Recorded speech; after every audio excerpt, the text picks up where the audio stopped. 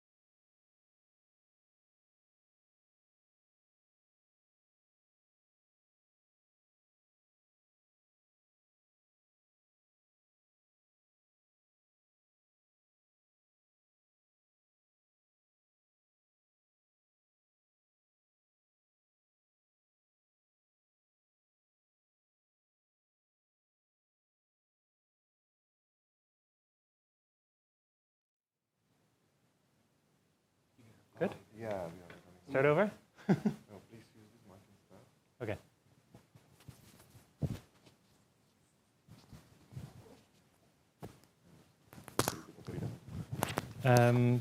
Yeah, batteries not included.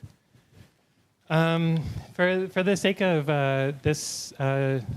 for this talk, I am making a resident key here. You have quite a lot of choices in terms of how you want to set up your security situation with this. I'll get into that in a bit. A resident key basically means that it's stored physically on the key, which means if you want to take that SSH key to a different computer, like if you got a laptop or something, you just unplug it and plug it into the new one. So SSH keygen, probably a lot of people have used that if they set up an SSH key before. You get asked your PIN, and you have to touch the thing. And then it saves your file on your disk, which is kind of weird because like we not save the file on the disk, right? But of course, the key is living inside of the token. And if you YK-man again, again, varying by vendor how you get this, you can see that this is physically now inside of this token. And you can manage them and delete them and do things with them. But you also got these files that we saved to the disk, right? And one of those is a .pub file. Okay, that's pretty obvious. I send that to GitHub or put it in the authorized keys file on the host that I want to SSH to. But like I have this private key thing as well. But that's just a pointer. And the purpose of that is to say like, okay, I have a private key. It has this identifier, and there's a hardware token with this ID. And that's the hardware token that you should go to perform that operation. And the cool thing about those is if you lose them and you have a resident key, because all of the stuff that you need is on the key, you can sort of download that stuff from the key again using -k. And this is sort of the facilitating, okay, I just move it to my new laptop. So that's how resident keys basically work. There's also non-resident keys. The way they are basically working is that this token also has inside of it a symmetric key using an algorithm like AES or something, which is never leaving this key. It's like sealed in there at the factory. And what it can do is it can generate the key on the device, and then it can encrypt the private key using that symmetric key, and then give you that encrypted private key, which you can then save in your home directory. And that means that in order to perform a public key operation, you need that key material. So you need to have access to that file. You need to upload it into the token, which again possesses the only key required to decrypt that. It gets the private key, then it can perform the signing operation, and then you can log in. So this is kind of cool because then you need the file from your laptop and you need the token. And that means, for example, if somebody just steals my token, and for example, if they knew my PIN, maybe they looked over my shoulder, then they still can't do stuff as me because they don't have the file from my laptop. And of course, if you're truly paranoid, you can even passphrase protect that. So then you have you have to enter your passphrase to decrypt the key on your file, gets uploaded to the key, enter the PIN for the key, and then have to touch the key. So this is how you can sort of like tune the parameters of what you want to do here. No touch required if you don't want touching. That can be useful for like mask things. I get into Ansible in a bit. Attestation is interesting for if you have a security policy that says we require everyone is using hardware tokens. And you want to make sure somebody's not just like using an emulator for this, then you can request an attestation, which, for example, YubiKey, you can see that this was generated on an authentic YubiKey because they've signed that that was legit. And then verify required is just a way of saying this is definitely on a key that has a PIN set on it. And that, again, can be part of like a security policy at a corporate level or something. Using the key is really straightforward. You just SSH to the thing, or you do some Git operation on an SSH, enter your PIN, whatever, you press enter, and then confirm user presence is a fancy way of saying like touch the thing, please.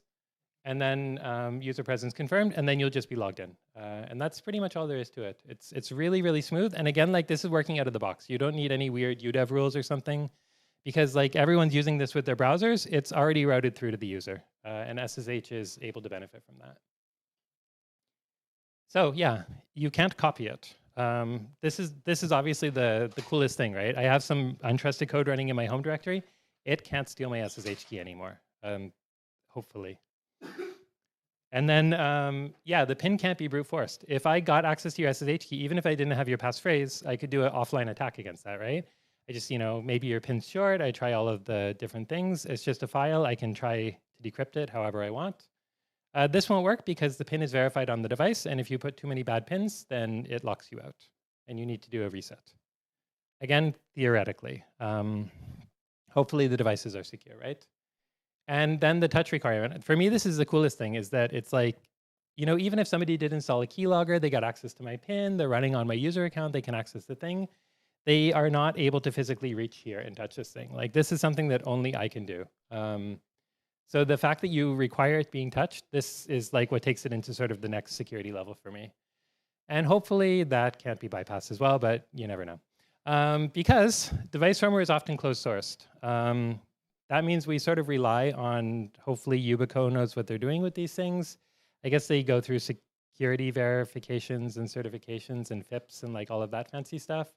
They do have devices that are open source, but then it also becomes this question of like, do you want to allow the device firmware to be replaced? That can also have security implications. That's obviously more free software friendly, but possibly less secure.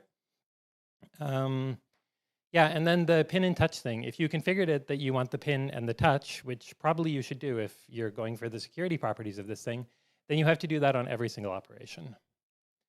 Of course, SSH can catch the pin, or as I mentioned, you can disable touch.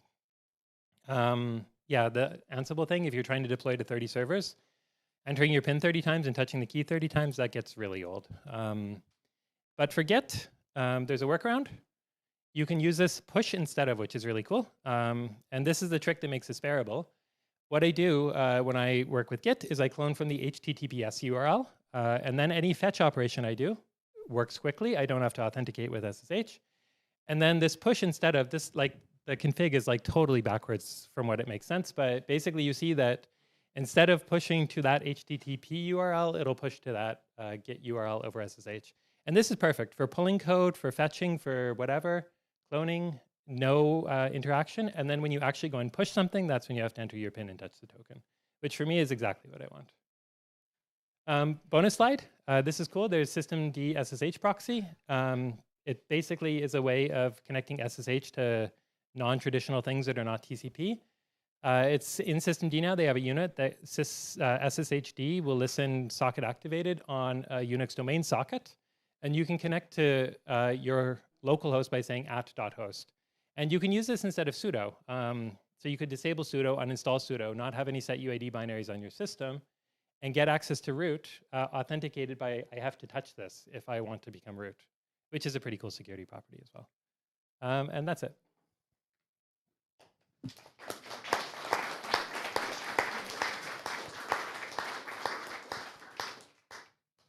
Yeah, I knew to look at Achilles because I knew he had the question. I have two questions, actually. The first one's a bit irrelevant. The SSH configuration, is that, do you set the remote to be HTTP? Like how are the remotes configured? Like yeah, so here your remote, you use the HTTPS URL. And for me, like I also additionally have alias that I do like GitHub : is the HTTPS thing. So I always just like clone GitHub : whatever. And yeah, you always use HTTPS, and then as you push, then that gets rewritten here. Second question? Second question is actually more relevant.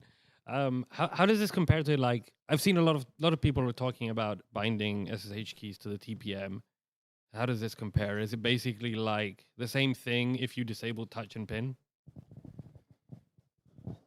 Yeah, I mean, obviously putting your SSH key in your TPM is better than having it sitting around in your home directory. In this case, I'd say it's a perfectly valid thing to do, other than every time I've tried to do it, it's been difficult to get it set up. And just going back to this thing that like these keys are designed to work in the browser and tons of websites are using them, and just the flow is really good. Like it just works. Like anybody in this room could just go and do this and like instantly up their SSH security game.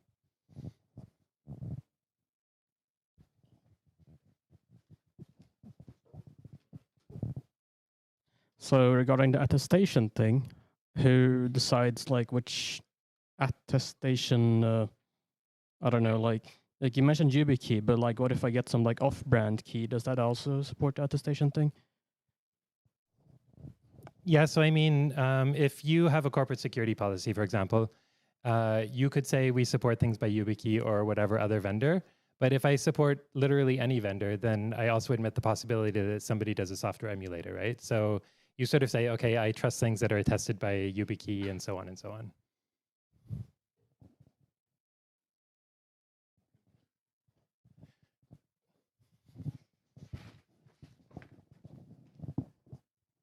Yeah, I have a question. How many SSH keys do you use? I mean, I use dozens, so I want to know if that works well for a large amount of them.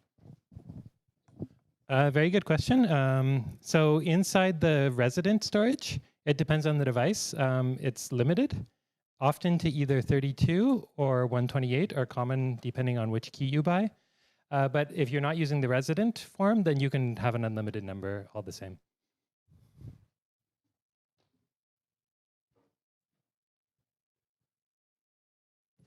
Cool. Thank you very much for coming.